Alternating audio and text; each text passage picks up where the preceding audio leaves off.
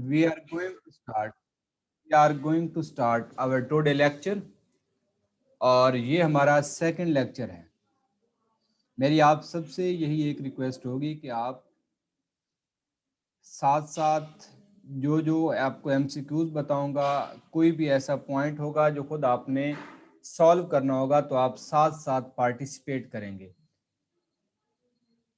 Interactive learning जब तक नहीं होगी तब तक आपको इन लेक्चर्स का कोई फायदा नहीं होगा। जी, लास्ट क्वेश्चन आपसे, आप सब जो है बताएंगे कि क्या आपको कोई वॉइस में इशू तो नहीं है। अगर आपको आवाज़ और स्क्रीन दोनों क्लियर जो है आप तक पहुंच रही हैं तो फिर आप चैट बॉक्स में टाइप करेंगे yes and we start our lecture.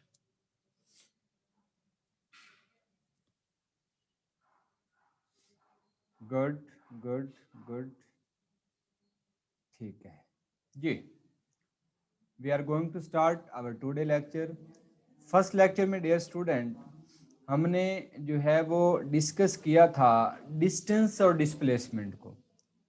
उसमें बहुत ज़्यादा 8 पॉइंट तो यहाँ स्क्रीन पे हैं और कोई तकरीबन 8 से ज़्यादा मैंने जो है वो राइट करवाए थे। तो इसलिए जो है अब वो तो कंप्लीटली जो है उसको रिपीट करना मेरे लिए इम्पॉसिबल है, लेकिन इस लेक्चर आपके सामने है। आप इसको नोट करना चाहें तो नोट कर सकते हैं ये 8 पॉइंट्स।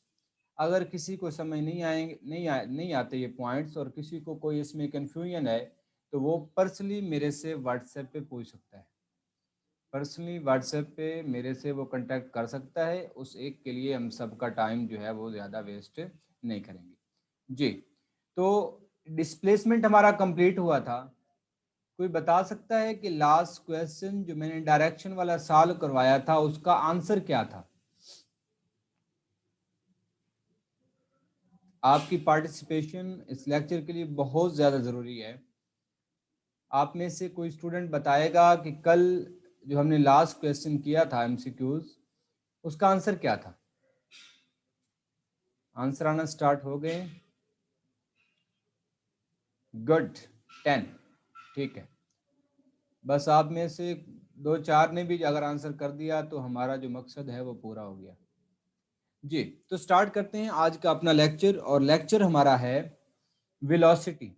सेकंड पॉइंट है। गुड, आप पार्टिसिपेट कर रहे हैं, इस बहुत अच्छी बात है ये जी। तो आज का हमारा लेक्चर है वेलोसिटी। कल हमने फर्स्ट पॉइंट जो है वो डिस्कस किया था, लेकिन आज हम कोशिश करेंगे कि हम पहले 4 to 5 पॉइंट डिस्कस करें। इसलिए मैं थोड़ा सा लेक्चर को स्पीडीली लेके चलूँगा। अगर किसी का कोई क्वेश्चन होगा तो वो कोशिश करे कि जब मैं पॉज लूँगा उस टाइम पूछे। अगर दरमियान में पूछेंगे तो उससे जो है वो डिस्ट्रैक्शन वगैरह होगी जी। तो वेलोसिटी क्या होती है डियर स्टूडेंट? जैसा कि आपको पता है, वेरी सिंपल, कि rate of change of displacement, change in displacement with respect to time क्या होती है? Velocity. Change in displacement with respect to time क्या होती है?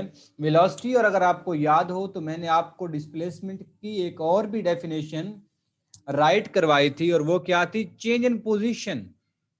चेंज इन पोजीशन, इसका मतलब अगर मैं ऐसे कह दूं कि change in position with respect to time, change in position with respect to time, तो it will also be called velocity। ये भी क्या कहलाएगी? वेलोसिटी। सिंपल डिफरेंस तो आपको पता है कि वेलोसिटी एक वेक्टर क्वांटिटी होती है। वेलोसिटी एक वेक्टर क्वांटिटी होती है, और जो हमारा क्या है उसमें स्पीड, वो एक स्केलर क्वांटिटी है। वेलोसिटी एक वेक्टर क्वांटिटी है और स्पीड क्या है? यहाँ पे एक स्केलर क्वांटिटी है। लेकिन आपने डियर स्टूडेंट यहाँ पे ये पढ़ा होगा कि आपके पास एवरेज वेलोसिटी भी होती है। तो एवरेज वेलोसिटी क्या होगी? Sum of total displacement, sum of total displacement divided by total time, sum of total displacement divided by total time। Instantaneous velocity just इसके फार्मूले बता रहा हूँ क्योंकि ये मैं आपसे एक्सपेक्ट कर रहा हूँ कि ये आपने सारे पढ़े हुए हैं और सबने पढ़े हुए हैं। तो आप जस्ट अगर थोड़ा बहुत इनके बारे में जानना है तो आप अपनी बुक से भी कंसर्न कर सकते हैं। हम कोशिश करेंगे कि वो बातें आपको बताई जाएं जिनका आपको पहले पता ना हो। जी, इंस्टेंटेनियस वेलोसिटी। इंस्टेंटेनियस वेलोसिटी भी कोई नई डेफिनेशन आपके लिए नहीं है। जस्ट क्या है कि यहाँ पे हम जो टाइम इंटरवल लेते हैं वो वेरी शॉर्ट होता है। टाइम इंटरवल यहाँ पे हमारा क्या होता है, वेरी शॉर्ट होता है, जिसकी वजह से हम क्या बोलते हैं, हम इसको बोलते हैं यहाँ पे इंस्टेंटेनियस। इंस्टेंटेनियस का मतलब क्या होता है, इंस्टेंटेनियस निकला है इंस्टेंट से। या मैं ज्यादा कुछ जो है वो राइट नहीं कर सकता, इसलिए मैं आपको साथ साथ बोल के बताता चलूंगा।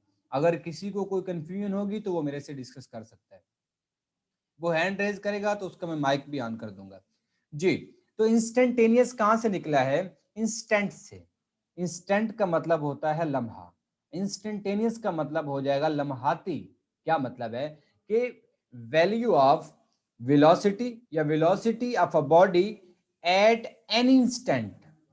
आप जो किसी भी लम्हे में चेक करने जा रहे हैं वेलोसिटी, वो आपकी क्या कहलाएगी, वो आपकी कहलाएगी इंस्टेंटेनियस वेलोसिटी।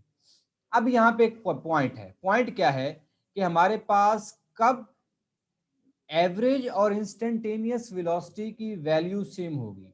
हमारे पास कब इंस्टेंटेनियस और एवरेज वेलोसिटी की वैल्यू सेम होगी, तो आंसर क्या होगा, आंसर ये होगा कि when velocity of a body will be uniform then average and instantaneous velocities are equal. पहला क्वेश्चन, आप इसको एमसीक्यूज मार्क करके चलेंगे। आप यहां लिख सकते हैं कि when average and instantaneous velocities are equal, ये विल बी इक्वल। तो आंसर क्या होगा, when velocity of a body will be uniform. Next point, कब ये इक्वल नहीं होंगी, कब ये इक्वल नहीं होंगी, तो जब आपके पास बॉडी मूव कर रहा होता है with variable velocity. When body is moving with non-uniform or variable velocity, then value of average velocity and instantaneous velocity will not be equal. ये आपस में इक्वल तब नहीं होंगे, पे देखिए जब बॉडी यूनिफॉर्म वेलोसिटी से मूव कर रहा है, आप उसकी एवरेज लेंगे फिर भी आंसर वही आएगा, आप किसी लम्हे में चेक करेंगे वो भी आंसर वही आएगा। लेकिन अगर बॉडी वेरिएबल वेलोसिटी के साथ मूव कर रहा है तो उसकी हो सकता है जो आपने एवरेज ली है वो कुछ और हो, और आपने जो इंस्टेंटेनियस ली है, जो वक्त के किसी भी लम्हे में आपने चेक किया है, वो कुछ और हो। जी, यहां तक बात समझ आ गई आपको। नेक्स्ट, नेक्स्ट क्या है जी, यहाँ पे नेक्स्ट यहाँ पे हम ये डिस्कस करेंगे कि हमारे पास स्पीड क्या होती है, क्योंकि जब हम वेलोसिटी की बात करेंगे तो जैसे हमने डिस्टेंस के साथ डिस्प्लेसमेंट को मिला लिया था, इसी तरह जो है हम कोशिश करेंगे कि साथ साथ जो है वेलोसिटी के साथ हम स्पीड को डिस्कस करें। तो स्पीड क्या होती है डियर स्टूडेंट, जैसे डिस्टेंस, जैसे वेलोसिटी जो है वो डिस्प्लेसमेंट में तब्दीली की शरह है, इसी तरह स्पीड क्या है, वेलोसिटी में तब्दीली की, सॉरी डिस्टेंस में तब्दीली की शरह। तो change in distance with respect to time is known as speed. As we know that distance is a scalar quantity, then speed will also be scalar. Very simple difference. Next and very important, next and very important क्या है कि when different velocities, distances and time are involved, यहाँ पे आप अपने register पे average speed की heading देंगे, क्या लिखेंगे आप यहाँ पे लिखेंगे एवरेज स्पीड, एवरेज स्पीड की हेडिंग देंगे आप लोग, एवरेज स्पीड की हेडिंग देंगे, और उसके नीचे आप 3 केसेस बनाएंगे, उसके नीचे आप क्या करेंगे, 3 केसेस बनाएंगे। फर्स्ट केस, फर्स्ट केस आप यहाँ पे ये लिखेंगे कि जब आपके पास वेलोसिटीज भी इक्वल नहीं होंगी, डिस्टेंसेस भी इक्वल नहीं होंगे और टाइम भी इक्वल नहीं होंगे। बहुत इंपॉर्टेंट कंसेप्ट है, इसको आप गौर से समझिएगा क्योंकि यहां से क्वेश्चन बनते हैं, यहां से पहले क्वेश्चन बन चुके हैं, इसलिए मैं आपको कह रहा हूं कि आप इसको नोट करके और मार्क करके चलेंगे, वेरी इंपॉर्टेंट। मैंने क्या बोला कि स्पीड के 3 केसेस होते हैं, 3 तरह के फार्मूलाज होते हैं। कौन कौन से? फर्स्ट फार्मूला कि जब आपके पास उस बॉडी की जो वेलोसिटी है वो भी डिफरेंट हो, डिस्टेंस भी डिफरेंट हो, टाइम भी डिफरेंट हो। क्या मतलब है? एक बॉडी मूव कर रहा है, एक बॉडी मूव कर रहा है तो उसने कुछ कितने, लेट्स सपोज 5 सेकंड में 10 डिस्प्लेसमेंट कवर किया, या आप डिस्प्लेसमेंट ले लें, डिस्टेंस नो इशू। 10 सेकंड में 10 मीटर डिस्टेंस कवर किया विद स्पीड 1 मीटर पर सेकंड। आगे उसने क्या किया? आगे नेक्स्ट इंटरवल में उसने 7 सेकंड में 12 मीटर डिस्टेंस कवर किया विद सम स्पीड। तो इसका मतलब क्या है कि इन दो टाइम इंटरवल में वेलोसिटी, वेलोसिटी भी कह सकते हैं, स्पीड भी, नो इशू। आप यहाँ पे जो फार्मूला बनाएंगे वो बन जाएगा कि आपके पास बात स्पीड करें तो आप बेहतर है कि स्पीड ही लिखेंगे। देखें, जब आपके पास v1 is not equal to v2, s1 is not equal to s2 and t1 is not equal to t2, then आपके पास फार्मूला एवरेज स्पीड का क्या होता है कि आप क्या करते हैं, एवरेज स्पीड फाइंड करने के लिए आप सम ऑफ टोटल डिस्टेंसेस को डिवाइड कर देते हैं सम ऑफ टोटल टाइम पे। sum of distances of all intervals divided by sum of time for all interval। यहां तक बात समझ आ गई? साथ यस नो कुछ ना कुछ बताते जाएंगे आप लोग, ताकि मुझे पता चलेगा कि आप बात को गौर से समझ रहे हैं। पहला पॉइंट डिस्कस हो गया। डियर स्टूडेंट, नेक्स्ट पॉइंट ये है कि जब हमारे पास, next point, yes, good good, next point हमारे पास क्या है कि जब हमारे पास टाइम सेम होगा। क्या मतलब है? जब हमारे पास टाइम इंटरवल सेम होगा और डिस्टेंस जो है वो डिफरेंट होगा। टाइम इंटरवल सेम होगा और डिस्टेंस क्या होगा, डिफरेंट होगा। तो इस केस में हम क्या करेंगे डियर स्टूडेंट? आप यही पहले वाला फार्मूला यूज करेंगे, यही वाला, क्या? v average is equal to s1 plus s2 divided by t1 plus t2। इस फार्मूले में देखें, अब डियर स्टूडेंट हमारे पास टाइम तो सेम है बट डिस्टेंसेस डिफरेंट हैं। इस केस में आप क्या लिखेंगे कि s1 is not equal to s1 is not equal to s2। S1 क्या है, वो S2 के इक्वल नहीं है, तो और T1 क्या है, T2 के इक्वल है। तो अब आप क्या करेंगे, आप इन डिस्टेंसेस को रिप्लेस कर देंगे किसके साथ, फार्मूले के साथ। कौन सा formula? S is equal to V T, S is equal to V T. तो S1 क्या आ जाएगा, V1 T1, S2 क्या आ जाएगा, V2 T2, नीचे वही खड़ा T1 T2। अब जब ये दोनों सेम हैं तो मैं इनको लिख सकता हूं यहाँ पे कि T1 is equal to T, और ये दोनों किसके इक्वल आ जाएंगे, is equal to T। T1 T2 is equal to T। आप जब यहाँ T पुट करेंगे, साथ साथ आप ये सॉल्व करेंगे, मेरे लिए थोड़ा मुश्किल है यहाँ पे जो है ये राइट करना, आप साथ साथ सॉल्व करेंगे जी। तो क्या है कि T1 is equal to T2, तो आप ऊपर भी जहां पे T1 T2 है वहां पे T पुट कर दें, और नीचे भी आप क्या करें, T पुट कर दें। ऊपर आपने T पुट किया, कॉमन ले लें, नीचे आपका क्या बन जाएगा, 2T, T जो है वो T से कैंसिल हो जाएगा, तो आपका फार्मूला क्या आ जाएगा। और ये है दो वेलोसिटीज के लिए, टू इंटरवल के लिए, टू इंटरवल। जब हम इंटरवल कहते हैं एक, तो उसमें जो है वो स्पीड और वेलोसिटी में कोई खास डिफरेंस नहीं रहता।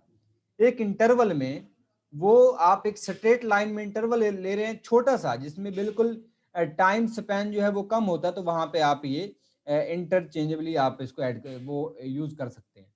तो इसमें आपको रिजल्ट क्या मिला कि जब आपके पास बॉडी मूव कर रहा होगा और डिस्टेंसेस डिफरेंट होंगे और टाइम इंटरवल सेम होगा, दोनों इंटरवल का, दोनों इंटरवल के टाइम सेम होंगे, डिस्टेंसेस डिफरेंट होंगे, तो उस वक्त क्या होगा, एवरेज वेलोसिटी स्पीड फाइंड करने का फार्मूला क्या होगा, sum of speed of both interval divided by 2।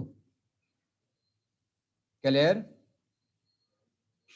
Next point इसको थोड़ा सा डिफरेंट कर देंगे। क्या कि इस केस में क्या है, इस केस में डिस्टेंसेस तो सेम है बट टाइम क्या है, ये जो आपके पास t1 है, t1 is not equal to t1 is not equal to t2, t1 is not equal to t2।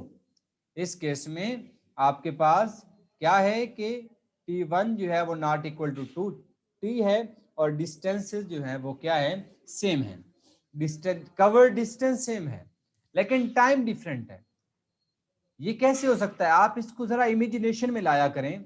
कैसे हो सकता है कि लेट्स सपोज आप गए, आप बाजार गए, जाते हुए बड़ा रश था, आपका टाइम ज्यादा लग गया, वापसी पे रश कम था, आप जल्दी घर पहुंच जाए, तो डिस्टेंस तो आपका सेम रहा बट बोथ इंटरवल में आने और जाने में आपका टाइम चेंज हुआ। तो ऐसे केसेस में आप क्या करेंगे, ऊपर वही पहले वाला फार्मूला, वही जो आपने अभी यूज किया था, ये वही वाला फार्मूला आप दोबारा यहाँ पे यूज करेंगे।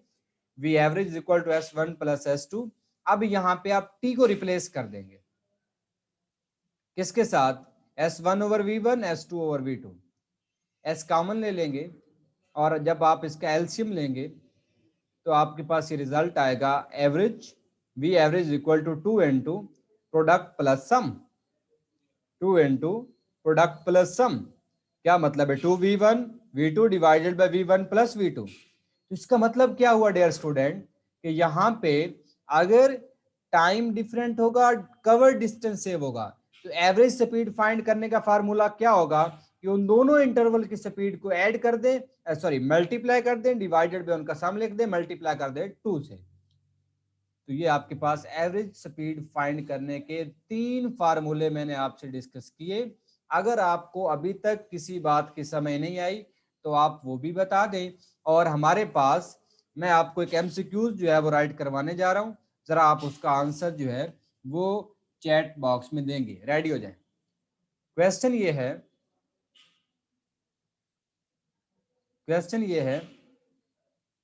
कंसीडर अ बॉडी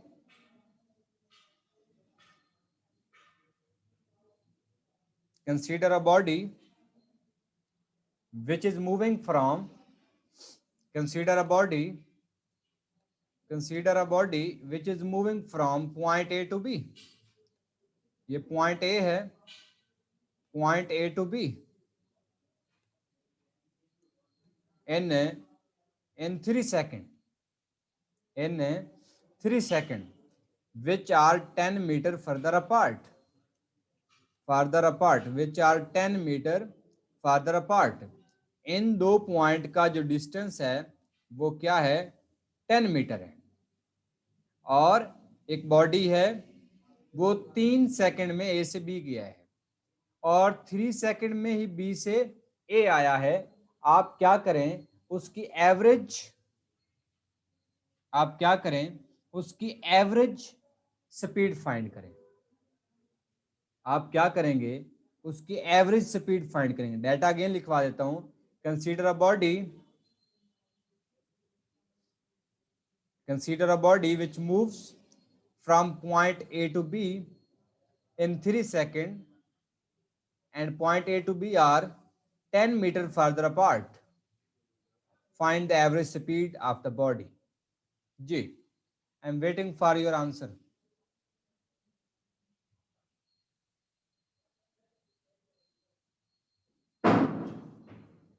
जी, जल्दी सॉल्व करेंगे ताकि हम नेक्स्ट स्लाइड पे जाएंगे। आज का लेक्चर बहुत इंपॉर्टेंट होगा जिसमें हमने ग्राफ डिस्कस करने हैं। आंसर आना स्टार्ट हो गए, गुड, रिपीट, यस। मैंने ये कहा, consider a body which moves from A to B, which moves from A to B in 3 seconds। I am sorry अगर मैंने फर्स्ट टाइम में पहले जो मैंने स्टेटमेंट बताई उसमें टाइम सेम रखा, मैं रिपीट कर देता हूं। Consider a body which moves from A to B in 3 second, which are 10 meter farther apart, दो पॉइंट के दरमियान जो डिस्टेंस है वो 10 मीटर का है, and again moves from B to A in 5 seconds. Sorry, अगर मैंने वो नहीं बोला तो in 5 seconds. Then find the average speed of a body. जाने का जो टाइम है वो 3 सेकंड है, वापसी का टाइम 5 सेकंड है. आसान कर देता हूं, डिस्टेंस 10 मीटर है. एवरेज स्पीड फाइंड करें. थोड़ा जल्दी आप सब पार्टिसिपेट करेंगे तो फिर आपको समझ आएगी. आपकी पार्टिसिपेशन इस केस में बहुत जरूरी है. आप आंसर करेंगे और मैं आगे चलूंगा. जल्दी.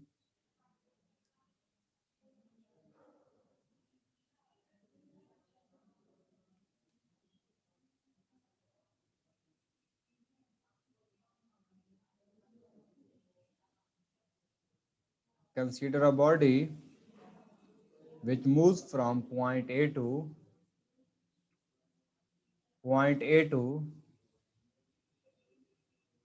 which moves from point A to B in 3 seconds, which are 10 meter further apart, and then B to A in 5 seconds. Then B to A in 5 seconds. Find their average speed. Find its average speed.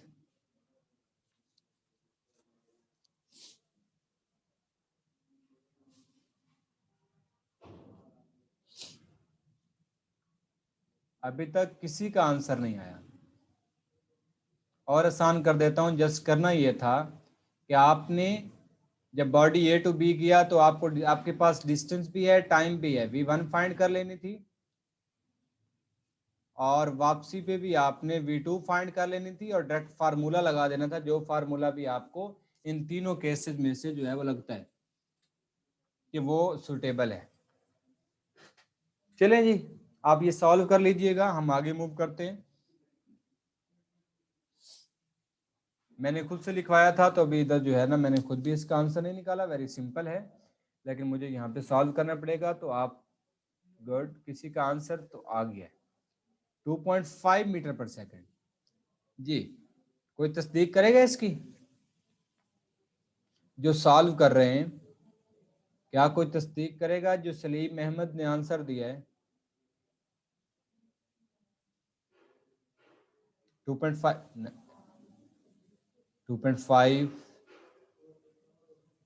एक minute, ठीक है, लेकिन थोड़ा जल्दी किया करें. तो आपको पता है टाइम हमारे पास बहुत शॉर्ट है, तो हमारे पास टॉपिक्स बहुत ज्यादा है.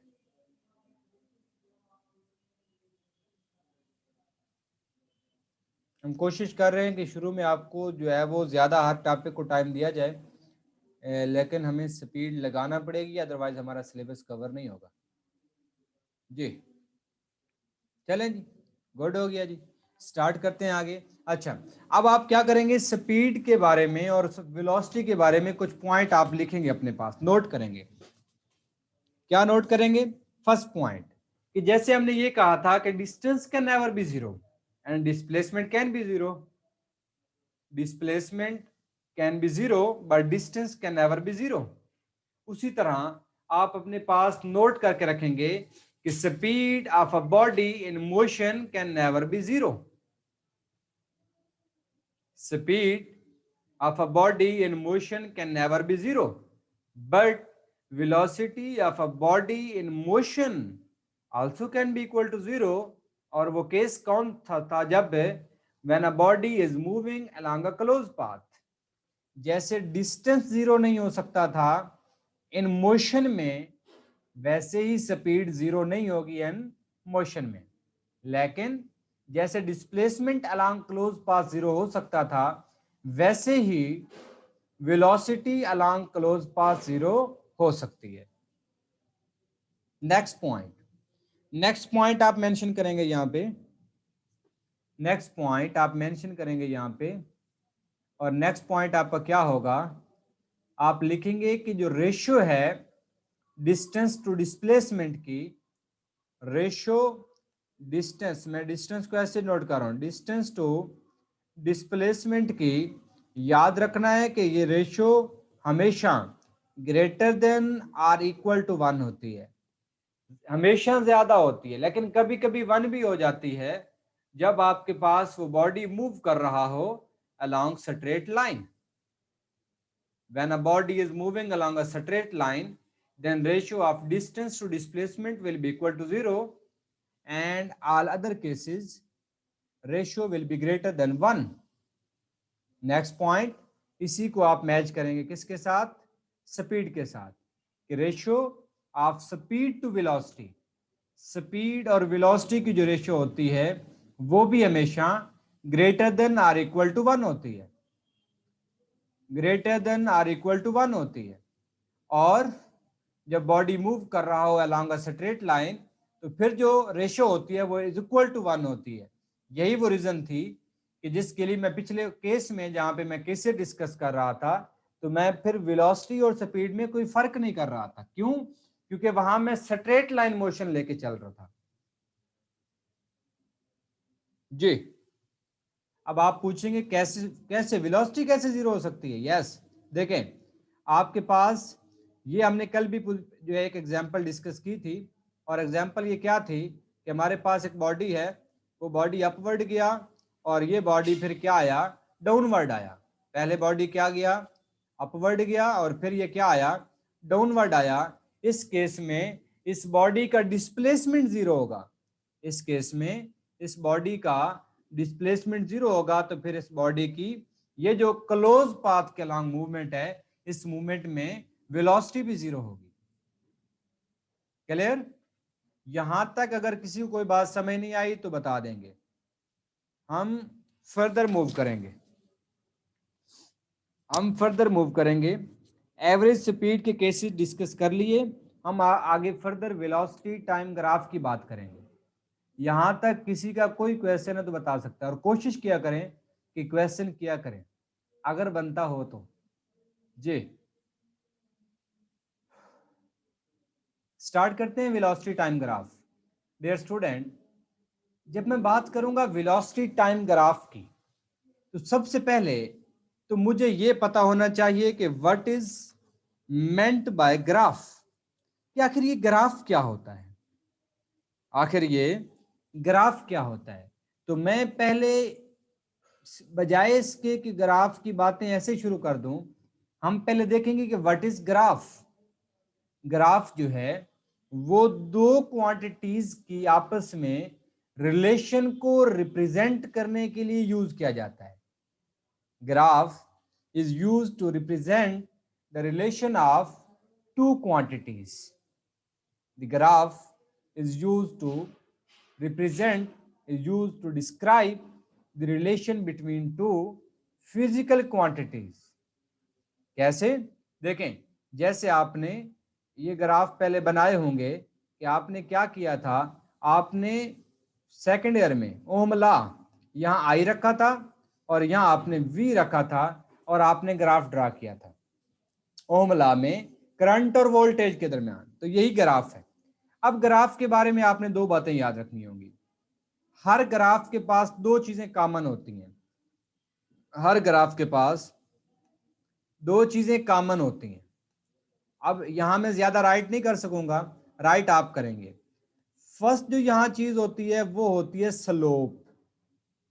हर ग्राफ के पास दो चीजें कॉमन होती हैं, और इन्हीं दो चीजों को हमने क्या करना होता है? डिस्कस करना होता है। First slope, second is area. Graph में दो चीजें इंपॉर्टेंट होती हैं, first slope and second is area. Clear? अब देखेंगे कि स्लोप क्या होता है। पहले स्लोप को डिस्कस कर लेते हैं, फिर एरिया की बात करेंगे। क्यों?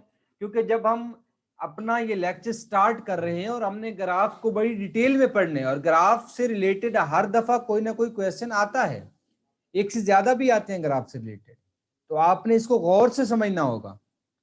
देखें क्या होता है जी स्लोप। अब अगर आप स्लोप की डेफिनेशन लिखेंगे तो आप सिंपल ये लिखेंगे यहाँ पे कि स्लोप जो है ये इक्वल होता है किसके? कि आपके पास जो बॉडी मूव कर रहा है, जिन दो क्वांटिटीज का ग्राफ आप डिस्कस करने जा रहे हैं, उस ग्राफ के अंदर अलोंग वाई एक्सिस कितना चेंज आया है और अलोंग एक्स एक्सिस कितना चेंज आया है।